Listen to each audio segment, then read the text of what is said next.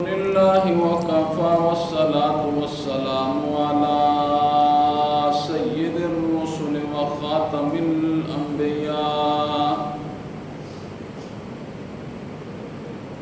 وعلى آله وصحبه وبارك وسلم، خصوصا على خلفائه الراشدين المهديين إلى يوم القيامة. أما بعد فأعوذ بالله من الشيطان الرجيم. بسم الله الرحمن الرحيم.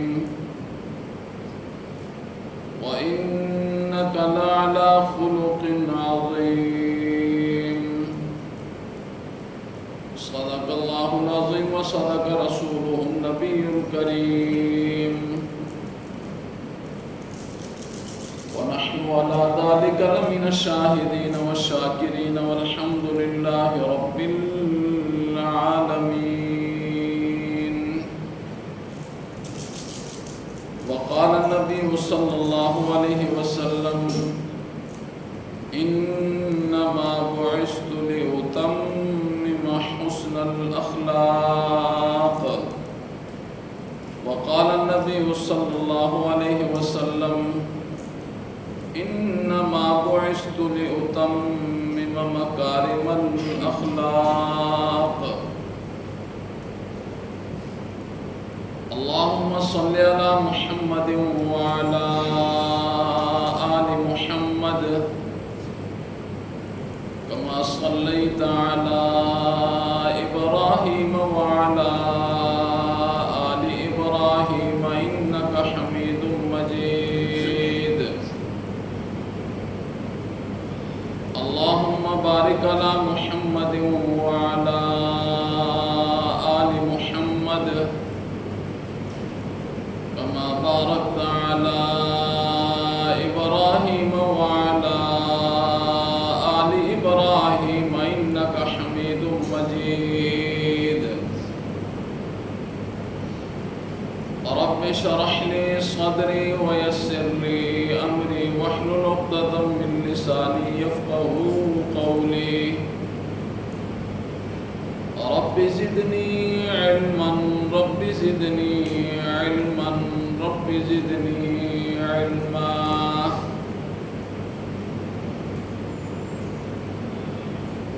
امام الانبیاء خاتم النبیین حضرت سیدنا محمد الرسول اللہ صلی اللہ علیہ وسلم کی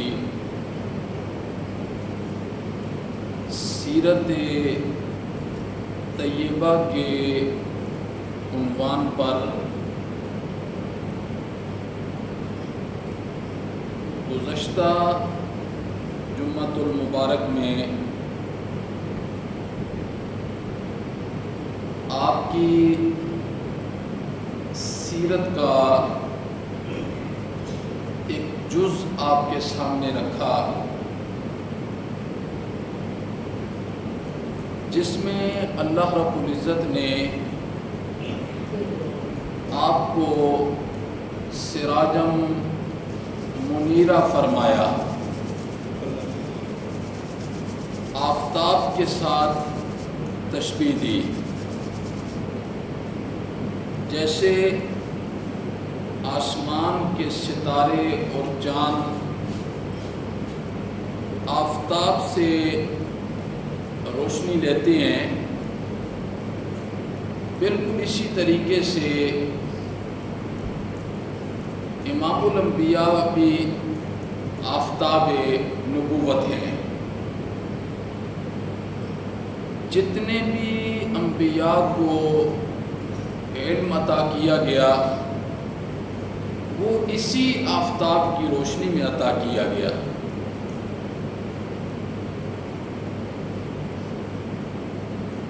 امام الانبیاء کے سیرت کا ایک پہلو جو آج کی نشست میں انشاءاللہ العزیز آپ کے گوش گزار کروں گا، وہ پہلو ہے آپ کے اخلاق۔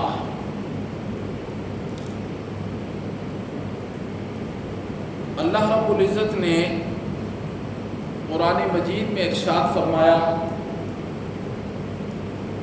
وَإِنَّكَ لَعَلَىٰ خُلُقٍ عَظِيمٍ، ہم نے آپ کو اخلاق کے بڑے عظیم مراتب پر فائز کیا ہے۔ اور امام الانبیاء نے کیا ارشاد فرمایا؟ آپ نے فرمایا انما بعثت لأتمم حسن الاخلاق، مجھے حسن اخلاق کی تکمیل کے لیے بھیجا گیا ہے۔ اور دوسرا ارشاد آپ نے کیا فرمایا؟ انما بعثت مکارم الاخلاق، مجھے کریمانہ اخلاق کی تکمیل کے لیے بھیجا گیا ہے۔ ایک ارشاد آپ نے فرمایا مجھے حسن اخلاق کی تکمیل کے لیے بھیجا گیا ہے، اور دوسرا ارشاد آپ نے فرمایا مجھے مکارم اخلاق کی تکمیل کے لیے بھیجا گیا ہے۔ اخلاق کے 3 درجے ہیں، اخلاق کی 3 قسمیں ہیں۔ پہلی قسم ہے خلق حسن، اور دوسری قسم ہے خلق کریم، اور اخلاق کی تیسری قسم ہے خلق عظیم۔ بس یہ 3 قسموں پر بحث ہوگی، اور میری الحمدللہ جو گفتگو کی عادت ہے وہ انتہائی آسان الفاظ کے اندر ہے، ہر بندہ اسے سمجھ پاتا ہے، پڑھے لکھے بھی اور جو پڑھے لکھے نہیں بھی ہیں۔ لیکن پڑھے لکھے جو لوگ ہیں انہیں میں دعوت دوں گا کہ جو گفتگو آپ سماعت فرمائیں اس کی تہ تک پہنچنے کی کوشش کیا کریں۔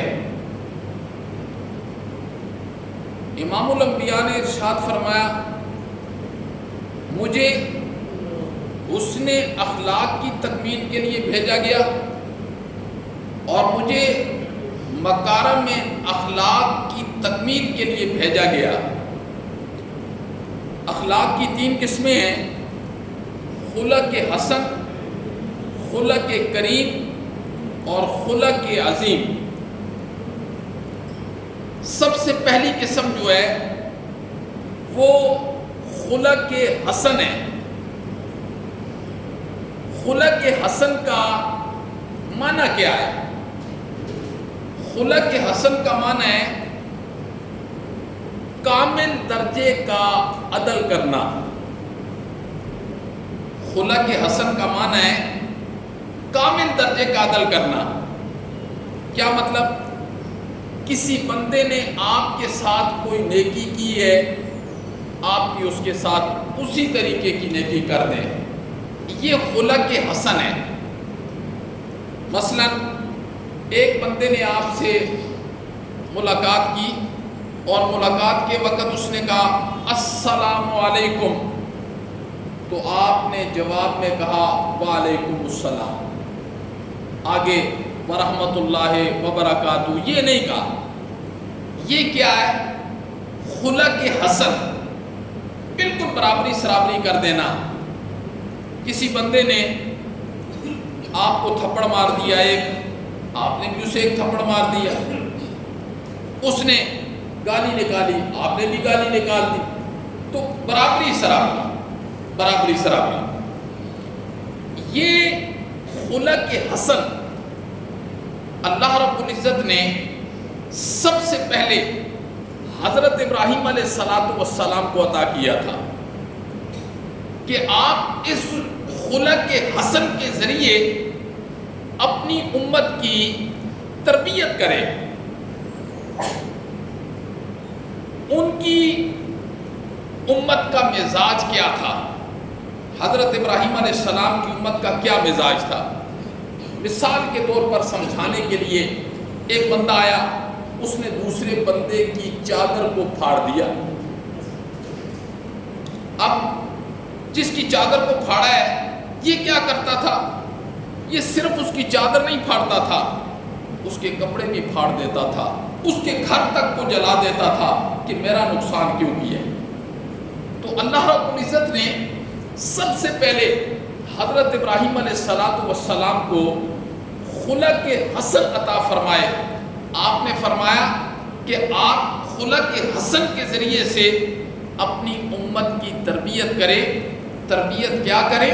کہ یہ ہم نے آپ کو جو خلق حسن عطا کیا ہے آپ اس کے ذریعے سے تربیت کریں.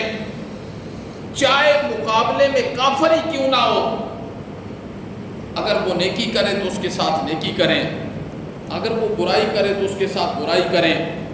حضرت ابراہیم علیہ السلام کو اللہ رب العزت نے خلق حسن عطا فرمائے تاکہ یہ جو بگڑی ہوئی قوم ہے نا، اس کا بگڑا ہوا مزاج ہے، اس مزاج کو کنٹرول کرنے کے لیے کہ اگر کوئی بندہ کسی کے ساتھ زیادتی کر دیتا ہے تو جواب میں اتنی زیادتی ہونی چاہیے، زیادہ زیادتی نہیں ہونی چاہیے، زیادہ زیادتی نہیں ہونی چاہیے. اب یہ بات چلتی رہی. حضرت ابراہیم علیہ السلام نے اسی نہج میں اپنی امت کی تربیت کی. خلق حسن کے نہج میں اتر کر آپ نے فرمایا اللہ نے بالکل عدل کا حکم دیا ہے، عدل کا حکم دیا ہے. اگر کسی نے کسی کو تھپڑ مارا ہے تو دوسرا بھی اس کو تھپڑ مارے گا. اب حضرت ابراہیم علیہ السلام تربیت کرتے رہے. یہ حسن خلق حضرت موسیٰ علیہ السلام تک اسی طریقے سے چلتا ہے. انبیاء اسی کی تعلیم دیتے رہے. جتنے درمیان میں انبیاء آئے ہیں انہوں نے اسی طریقے سے خلق حسن کی تربیت دی، اسی کی تعلیم دی. پھر لوگوں کا مزاج اپنا اپنا ہوتا ہے. کافی عرصہ گزر گیا تھا اس خلق حسن کی تعلیم و تربیت کا. پھر لوگوں کا ایک مزاج بن گیا، اچھا عدلے کا بدلہ ہی ہوگا نا، تو پھر وہ کر جاتے تھے. عدلے کا بدلہ ہی ہوگا نا، اگر میں کسی کے ساتھ زیادتی کروں گا تو میرے ساتھ بھی اتنی زیادتی ہوگی. لیکن پھر اللہ رب العزت نے حضرت موسیٰ علیہ السلام کی شریعت میں بدلہ لینے کو فرض کر دیا. کیا کر دیا؟ فرق. پہلے تو مزاج تھا نا، تو پھر شریعت کے اندر اللہ رب العزت نے بدلہ لینے کو فرض کر دیا. اور اسے قرآن نے خود ذکر کیا. سورہ مائدہ کے اندر اللہ نے کیا فرمایا؟ وَكَتَبْنَا عَلَيْهِمْ فِيهَا، ہم نے فرض کر دیا ان پر تورات میں. کیا فرض کیا؟ أَنَّ النَّفْسَ بِالنَّفْسِ، جس نے کسی کو قتل کیا بدلے میں قتل کیا جائے گا. اور وَالْعَيْنَ بِالْعَيْنِ، کسی کی آنکھ ضائع کر دی مقابلے میں اس کی آنکھ ضائع کی جائے گی. وَالْأَنْفَ بِالْأَنْفِ، کسی کا ناک ضائع ہو گیا مقابلے میں ناک ضائع کیا جائے گا. وَالْأُذُونَ بِالْأُذُونِ، کسی کا کان ضائع ہو گیا مقابلے میں کان ضائع کیا جائے گا. وَالسِّنَّ بِالسِّنِّ، اور کسی کا دانت ضائع ہو گیا مقابلے میں دانت ضائع کیا جائے گا. وَالْجُرُوحَ قِصَاص، اور زخموں کا قصاص لیا جائے گا. پھر اللہ رب العزت نے حضرت موسیٰ علیہ السلام کی شریعت میں اس قصاص کو بدلے کو فرض کر دیا. تو خلق حسن یہ سب سے پہلے اللہ رب العزت نے حضرت ابراہیم علیہ السلام کو عطا کیے کہ بالکل خلق حسن کا مطلب ہے بالکل برابری سرابری کرنا، اس سے زیادہ آپ نہیں کر سکتے ہیں. تو یہ چلتا رہا. حضرت عیسیٰ علیہ السلام کا زمانہ آ گیا. اللہ رب العزت نے حضرت عیسیٰ علیہ السلام کو خلق کریم عطا کیے. خلق کریم عطا کیے. یہ خلق حسن کا معنی آپ سمجھ گئے. اب حضرت عیسیٰ علیہ السلام کو اللہ رب العزت نے خلق کریم عطا کیے. اور خلق کریم کا کیا مطلب ہے؟ خلق کریم کا کیا مطلب ہے؟ یعنی پھر اللہ نے حکم دیا کہ اب آپ اپنی امت کو خلق کریم کی تعلیم دیں، اس کے مطابق ان کی تربیت کریں. خلق کریم یہ ہے، ایک بندہ تمہارے ساتھ زیادتی کرے تم اسے معاف کر دو. تم اسے کیا کر دو؟ معاف کر دو. خود قرآن نے اس کو ذکر کیا. اللہ نے حضرت عیسیٰ علیہ السلام کی امت کے متعلق کیا فرمایا؟ وَجَعَلْنَا فِي قُلُوبِ الَّذِينَ اتَّبَعُوهُ رَأْفَةً وَرَحْمَةً. ہم نے ان لوگوں کے دلوں میں نرمی ڈال دی تھی، نرمی ڈال دی تھی، انہیں نرم کر دیا تھا. عیسائیوں کو ان کے دلوں میں نرمی ڈال دی تھی اور رحمت ڈال دی تھی. تو خلق کریم یہ عطا ہوئے کس کو؟ حضرت عیسیٰ علیہ السلام کو. اور خلق کریم کا معنی کیا ہے؟ کہ ایک بندہ زیادتی کرے اور دوسرا اسے کیا کر دے؟ معاف کر دے. دوسرا اسے معاف کر دے. اللہ اکبر. اور اس کے بعد یہ اسی طریقے سے کام چلتا رہا یہاں تک کہ امام الانبیاء حضرت سیدنا محمد الرسول اللہ صلی اللہ علیہ وسلم جب تشریف لائے نا، تو آپ کو خلق حسن بھی عطا کیے گئے، خلق کریم بھی عطا کیے گئے اور خلق عظیم بھی عطا کیے گئے. اب خلق حسن حضرت ابراہیم علیہ السلام کو عطا ہوئے، خلق کریم حضرت عیسیٰ علیہ السلام کو عطا ہوئے، اور آپ کو پیچھے والے دونوں. ایک مثال ہے، ایک چیز ہے، 10 چیزیں پڑی ہیں، 10 بوتلیں پڑی ہیں، آپ گنتے آتے ہیں 1 2 3 4 5 6 7 8 9، آخر میں 10. وہ 10 کا ہنسا تب پورا ہوگا جب پیچھے 9 بھی ہوگا. ایسے تو نہیں ہوتا کہ 9 بوتلیں نہ ہو تو آپ ایک بوتل کو کھڑا کر کے وہ یہ 10، ایسے نہیں ہوتا. جب پیچھے والی 9 ہوگی تو 10ویں تب اس کا مکمل ہوگا. تو اللہ رب العزت نے جب نبی پاک صلی اللہ علیہ وسلم کو بھیجا نا، تو آپ کو خلق حسن بھی عطا کیے، خلق کریم بھی عطا کیے، اور خلق عظیم کے اعلیٰ درجے پر آپ کو فائز کر دیا، جس کو قرآن نے کیا کہا؟ اللہ اکبر.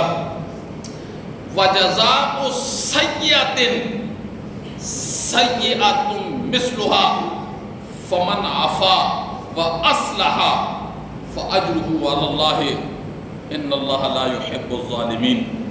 اب اللہ رب العزت نے جو امام الانبیاء کو اخلاق عطا فرمائے، ان میں پیچھے والے سارے اخلاق وہ بھی ہیں، اور آپ کو ایک الگ سے اخلاق عظیم کے مرتبے پر اللہ رب العزت نے فائز کیا.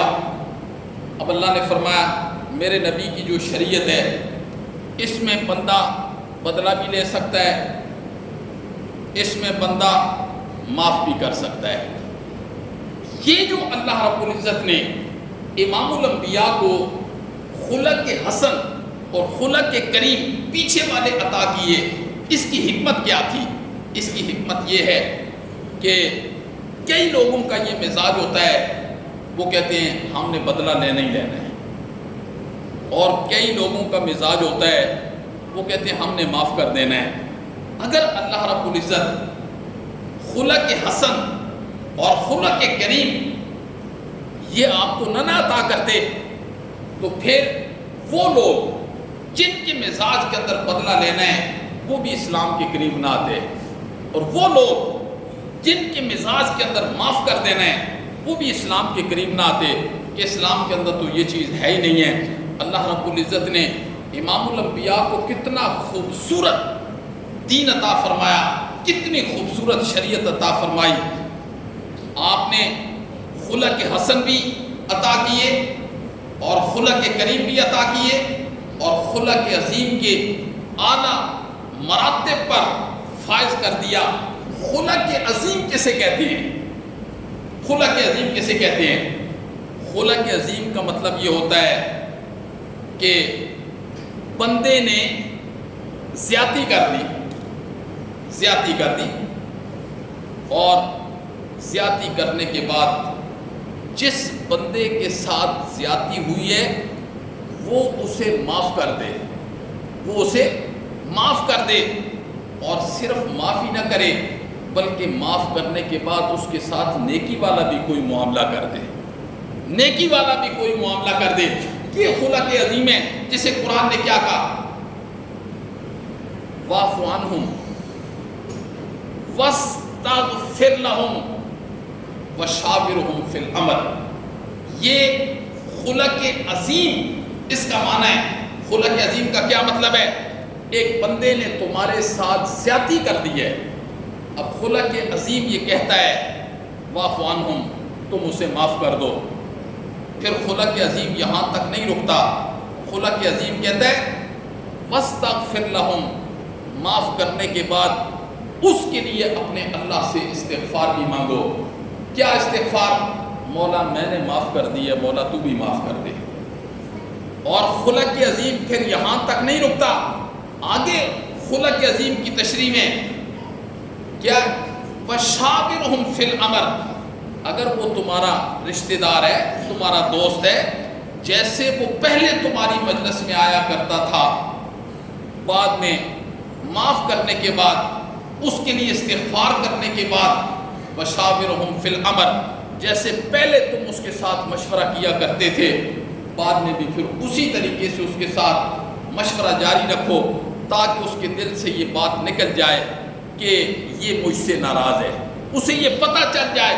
جب آپ اس کے لیے یہ کام کریں گے تو اللہ رب العزت نے امام الانبیاء کو خلق عظیم کے کس مرتبے پر فائز کیا، ہم سوچ سکتے ہیں؟ اسی لیے قرآن نے فرمایا وَإِنَّكَ لَعَلَىٰ خُلُقٍ عَظِيمٍ، ہم نے آپ کو اخلاق کے بہت اعلیٰ درجے پر فائز کیا ہے، بہت اعلیٰ درجے پر فائز کیا۔ تو اب وہ جو حدیث میں نے پڑھی تھی ابتدا میں، یہ خلق حسن کسے عطا ہوئے، خلق کریم یہ کسے عطا ہوئے، اور خلق عظیم امام الانبیاء کو سب کچھ عطا ہوئے۔ اسی لیے اب وہ حدیث سنیں، امام الانبیاء نے فرمایا انما بعثت لاتمم حسن الاخلاق، مجھے اس لیے بھیجا گیا ہے کہ میں حسن اخلاق کی بھی تکمیل کروں۔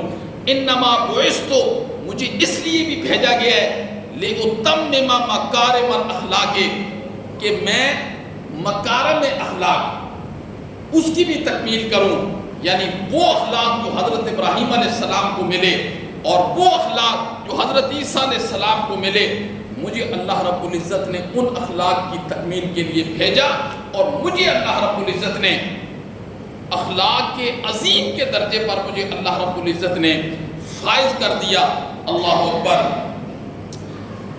اب امام الانبیاء کو میں نے بتایا کہ خلق حسن بھی ملے۔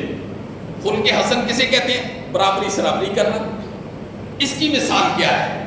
حدیث کے اندر آتا ہے نبی پاک صلی اللہ علیہ وسلم گھر میں تشریف فرما تھے، اور اس دن باری ماں جی حضرت عائشہ رضی اللہ تعالیٰ عنہ کے گھر تھی۔ ایک یہودی باہر سے گزرا نا، یہودی، تو اس نے کہا السلام علیکہ، یہودی نے کہا نبی پاک صلی اللہ علیہ وسلم، اس کا مطلب کیا ہے کہ تجھ پر موت آ جائے۔ السلام علیکہ، نبی پاک صلی اللہ علیہ وسلم نے جواب میں کہہ دیا علیکہ، علیکہ، لیکن ماں جی حضرت عائشہ کو اللہ اکبر، اللہ اکبر، رسالت نبوت میں کس قدر ماں جی ڈوبی ہوئی تھی۔ ماں جی کو غصہ آیا نا، تو ماں جی نے جو جملے کے، ماں جی نے اسے کہا وعلیکم السلام ولعنۃ اللہ وغضبہ، اللہ تجھ پر موت طاری کر دے، تجھ پر اللہ کی لعنت ہو اور اللہ کا غضب ہو۔ نبی پاک صلی اللہ علیہ وسلم نے فرمایا عائشہ اتنے غضب میں کیوں آ گئی ہو؟ کہنے ماں جی نے فرمایا آپ نے سنا نہیں اس نے کیا کہا ہے؟ تو نبی پاک صلی اللہ علیہ وسلم نے فرمایا میرے جملے نہیں سنے؟ اس نے کہا السلام علیکہ، میں نے کہا علیکم، جیسے تم میرے لیے کہہ رہے ہو میں ایسے ہی تمہارے لیے بدعا کر رہا ہوں۔ یہ کیا ہے؟ خلق حسن۔ یہ خلق حسن یعنی اس میں کیا ہے؟ بالکل برابری سرابری ہے۔ اور خلق کریم کی مثال جو اللہ رب العزت نے حضرت عیسیٰ علیہ السلام کو عطا کیے۔ خلق کریم کی کیا تعریف ہے کہ بندہ زیادتی کرے اور اگلا اسے معاف کر دے۔ اس کی مثال رسول اللہ صلی اللہ علیہ وسلم کی زندگی کے اندر، وہ خیبر کے موقع پر ایک یہودیہ خاتون نے نبی پاک صلی اللہ علیہ وسلم اور صحابہ کرام کی دعوت کی، اس کے اندر اس نے زہر ملا دیا، گوشت میں زہر، اور جب بالکل کھانا تیار ہو گیا، آگے آ گیا، نبی پاک صلی اللہ علیہ وسلم لقمہ لے کر گئے، زبان کے ساتھ وہ لگ گیا تھا، اسی وقت وہ گوشت بولا کہ اللہ کے پیغمبر، اس عورت نے میرے اندر زہر ڈالی ہے، گوشت بول گیا۔ آپ نے روک دیا، بڑی مکار عورت تھی، بہت مکار عورت تھی، آپ نے اسے بلایا اور کہا کہ ایسا کام کیوں کیا ہے؟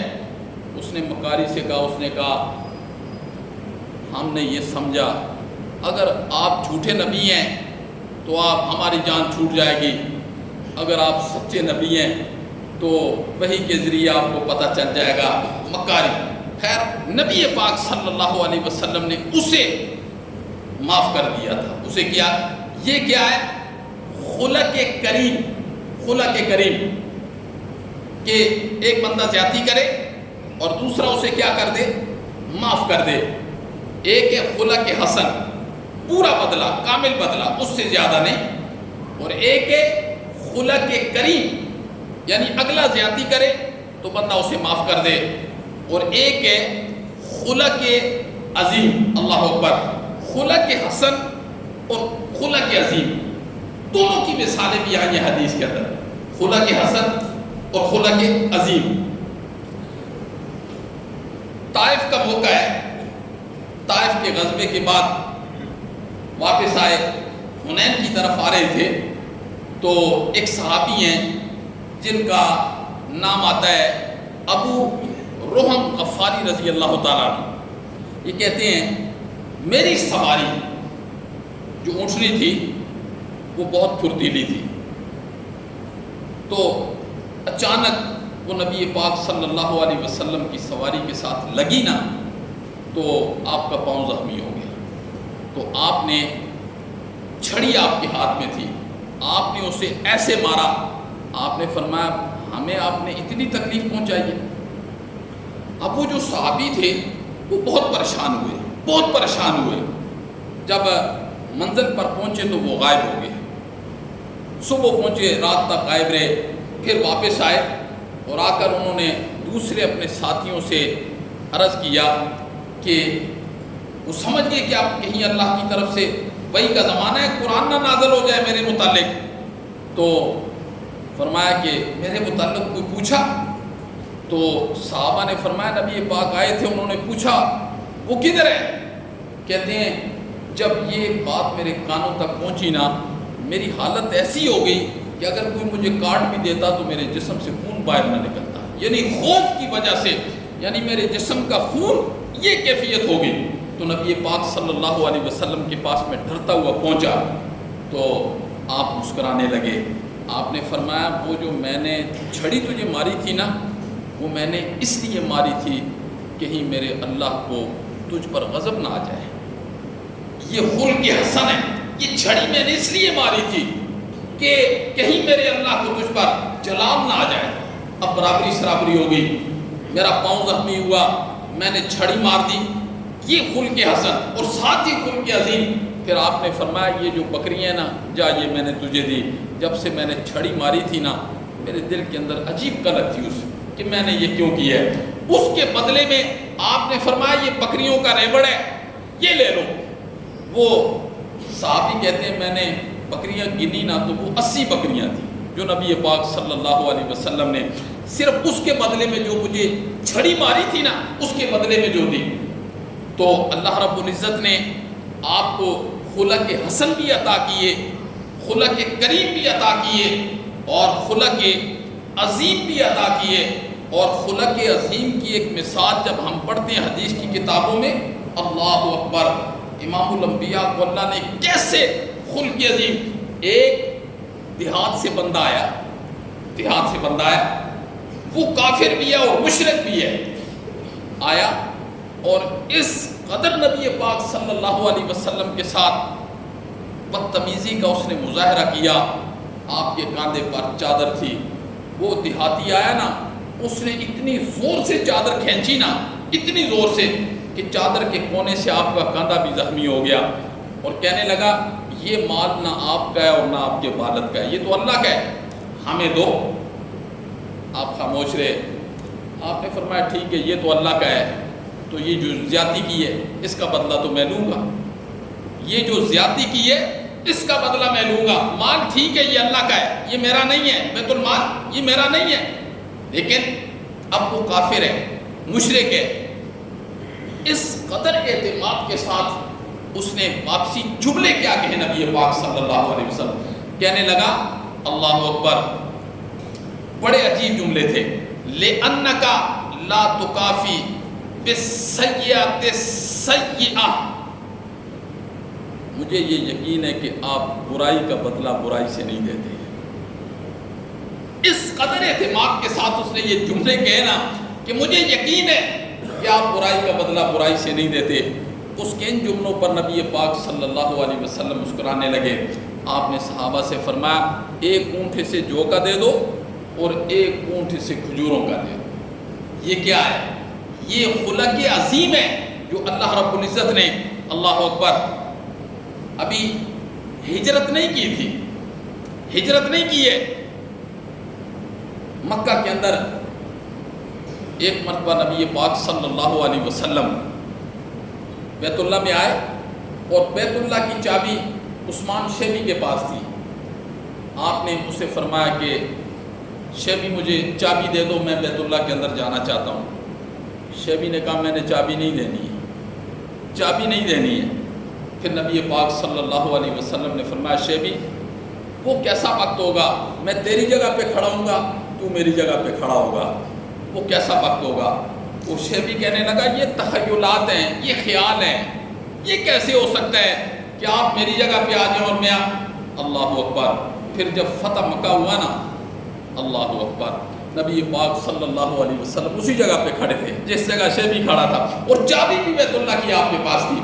اور آپ نے فرمایا بلاؤ شیبی کدھر ہے.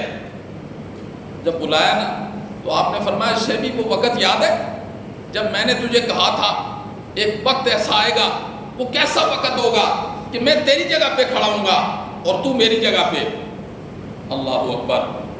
تو پھر نبی پاک صلی اللہ علیہ وسلم کا اس کے ساتھ کیا برتاؤ ہوا, حضرت عثمان شیبی کے ساتھ کیا برتاؤ ہوا, مسلمان بھی ہو گئے. پھر آپ نے فرمایا حالانکہ اس وقت کفار صحابہ نے آپ سے چابی مانگی تھی کہ آپ ہمیں دے دیں. آپ نے فرمایا نہیں, شیبی کو بلاؤ. آپ نے فرمایا یہ چابی بھی لو اور قیامت تک یہ چابی تیرے خاندان میں رہے گی. یہ کیا ہے کہ خلق عظیم کسے کہا جاتا ہے؟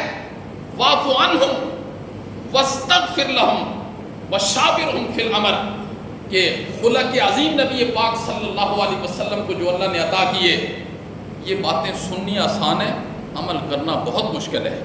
کہ کسی کو معاف کر دینا اور پھر اس کے لیے استغفار کرنا اور پھر اس کے لیے بعد میں اس کو اپنی مجالس میں بلانا, یہ بڑا مشکل کام ہے.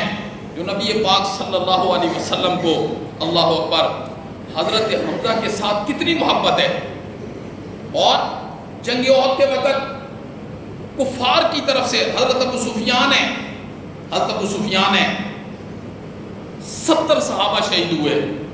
نبی پاک صلی اللہ علیہ وسلم کے دندان مبارک شہید ہوئے, آپ کے پیشانی کے اندر وہ کڑیاں, زخمی ہوئے آپ, لیکن آپ کے چچے کا موصلہ بنا دیا گیا.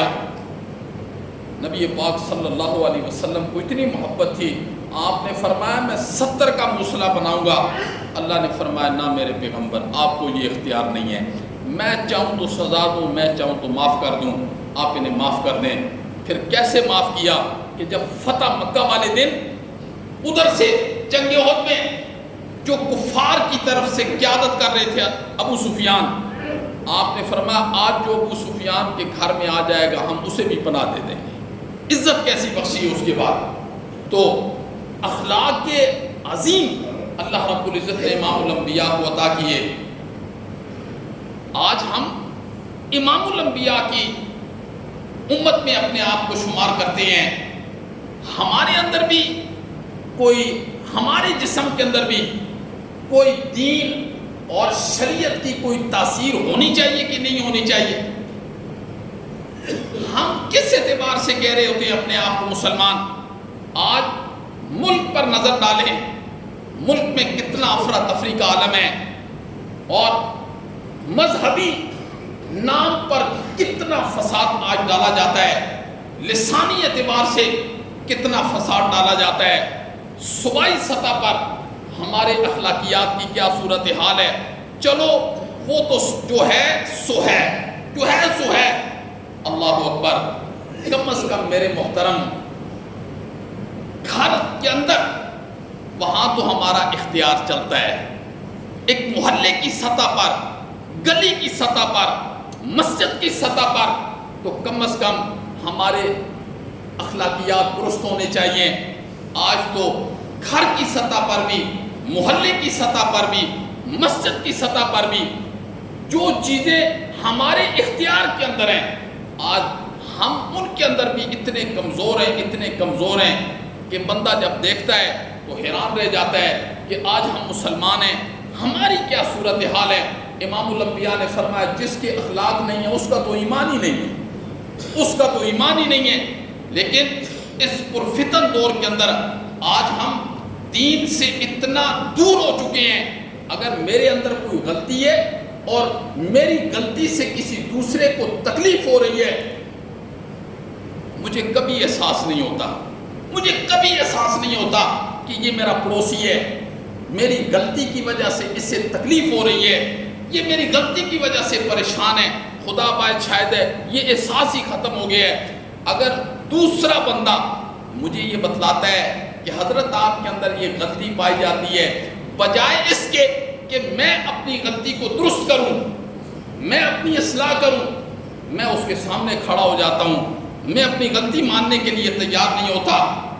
تو یہ بھی آپ کے ذہن کے اندر چیز ہونی چاہیے کہ ہم نے اپنے گرد و پیش میں اپنی وجہ سے لوگوں کو پریشان نہیں کرنا۔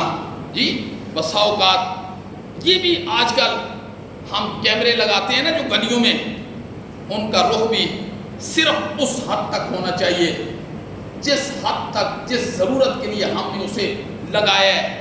اس کیمروں کا رخ کسی کے گھر میں نہیں ہونا چاہیے کہ ہم گھر کی عورتوں کو پریشان کر دیں۔ اگر میرے گھر کے اندر گاڑی کھڑی کرنے کی جگہ ہے نا تو مجھے بلا ضرورت گاڑی کو باہر بھی نہیں کھڑا کرنا چاہیے کہ آنے والے کو کہیں تکلیف نہ ہو جائے، آنے والے کو۔ ہماری شریعت تو اس چیز کی تربیت کر رہی ہوتی ہے کہ بس اپنے گرد و پیش کے لوگوں کا خیال رکھنا ہے، انہیں کسی بھی اعتبار سے تکلیف نہیں ہونی چاہیے۔ لیکن آج ایسے سوچتے ہیں، کبھی بھی ایسے نہیں سوچتے ہیں۔ جب تک ہمارے اندر یہ سوچ پیدا نہیں ہوگی میرے بھائی، اس وقت تک شریعت کی محبت بھی ہمارے دل میں نہیں آ سکتی ہے۔ ابھی یہ ربیع الاول کا مہینہ شروع ہو گیا ہے، اب یہ دیکھنا ہمارا ناچنا، ہمارا کودنا، جی کیا سے کیا ہر سال خرافات ہوتی ہیں۔ دین کو تو چھوڑو، یہ دین ہے یا نہیں ہے، صحیح الفطرت انسان بھی ہماری ان چیزوں کو صحیح نہیں کہتا ہے۔ صحیح الفطرت شریف انسان دین اس کی اجازت دیتا ہے یا نہیں وہ الگ بات ہے۔ ہم کیا کر رہے ہوتے ہیں؟ اس لیے وقت بڑا مختصر ہے، بہت مختصر وقت ہے، لیکن جدھر جا رہے ہیں وہ رسی بڑی لمبی ہے، بہت لمبی رسی ہے۔ اللہ رب العزت کے سامنے ہمیں کھڑا ہونا ہے اور ہمیں اپنی زندگی کے ایک منٹ کا ہمیں حساب دینا ہے۔ اس لیے اپنے عقائد و نظریات کو درست کرنے کی فکر میں لگ جائیں، پھر اپنے عقائد و نظریات درست کریں، اپنی بیوی اپنے بچوں کے عقائد و نظریات درست کریں، اور کوشش کریں کہ ہمیں رسول اللہ صلی اللہ علیہ وسلم کی وہ بنیادی سنتیں اور وہ بنیادی اخلاق جن کی وجہ سے 24 گھنٹے کی زندگی ہم گزار سکتے ہیں، انہیں ہم مت بھولیں، زندگی میں ہم انہیں سیکھیں اور پھر اس کو عملی جامہ پہنائیں، تاکہ ہمارے گرد و پیش ہمارے ساتھ رہنے والے لوگ وہ اندر سے یہ کہیں کہ باقی یہ بندہ مسلمان ہے، باقی یہ بندہ مسلمان ہے۔ ورنہ تو ہمیں لوگ گالیاں دے رہے ہوتے ہیں، گالیاں نہیں دے رہے ہوتے کہ اس کی داڑھی دیکھو، اس کے چوگے دیکھو، اس کی تسبیحاں دیکھو، اس کے حج دیکھو، جی اس کی زکاتیں دیکھو، اس کا رویہ دیکھو۔ ایسا رویہ نہیں ہونا چاہیے، یہ ہم نے کسی کے ساتھ نہیں کرنا ہے میرے محترم، یہ ہم نے اپنے ساتھ ہی کرنا ہے۔ یہ اگر ہم بد اخلاقی کر رہے ہیں تو یہ کسی کا نقصان نہیں کر رہے ہیں، یہ ہم اپنا نقصان کر رہے ہیں، میں اپنا نقصان کر رہا ہوں، اس لیے یہ بہت بڑا نقصان ہے، خدا باعث شاید بہت بڑا نقصان ہے، لیکن اس نقصان کا جو اندازہ ہے وہ آنکھ بند ہونے کے بعد ہوگا۔ یہ تقریر جو آپ سنتے ہیں، یہ جادو جگانا مقصود نہیں ہوتا، یہ مطلب نہیں ہوتا کہ ابھی آپ نے سن لیا، باہر نکلے تو ایک کان سے سنی اور دوسرے کان نہیں، اس کو اپنی عملی زندگی کے اندر دل و دماغ میں ان باتوں کو جگہ دیں۔ انشاءاللہ العزیز ہم یہ ارادہ کریں گے، اللہ رب العزت ہمیں ان باتوں پر عمل کرنے کی بھی توفیق نصیب فرمائے گا۔ دعا ہے کہ اللہ رب العزت ہمیں صحیح معنی میں مسلمان بنائے اور رسول اللہ صلی اللہ علیہ وسلم کی تابعداری اور فرمانبرداری کے اندر اللہ رب العزت ہمیں دنیا سے لے جائے۔ وما علینا الا البلاغ۔